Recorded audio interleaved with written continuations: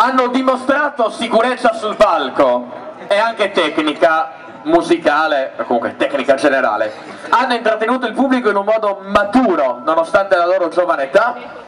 Terzo gradino del podio da Pauli Contest 2014 per gli Aversive Brains.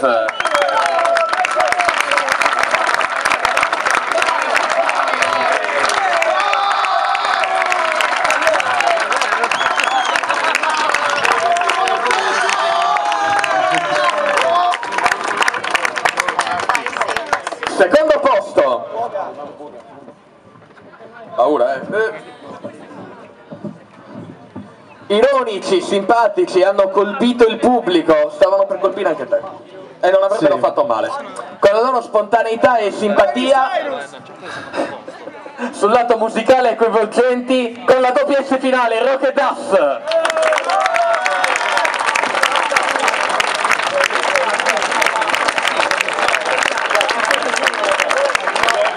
Prenderai colpi, Paolo, per questo anche tu, quindi ci picchieranno in due.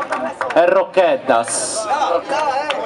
Dai Paolo, Chiedo bene. Che poi ci picchiano. Stiamo attenti. Primo posto, personalmente, avendo sentito un po' tutti, non l'avrei mai detto. Non l'avrei mai detto, però comunque sono felice di annunciare la prima posizione. Però la prima frase che mi hanno scritto non leggo, se no si capisce già. Comunque, nonostante la loro giovane età, hanno dimostrato originalità, tecnica e compositivo. A nostro avviso, a avviso giuria, devono essere premiati, vincono la terza edizione Pauli Contest 2014 e dovranno spiegarci il significato del nome del loro gruppo, i The Sax.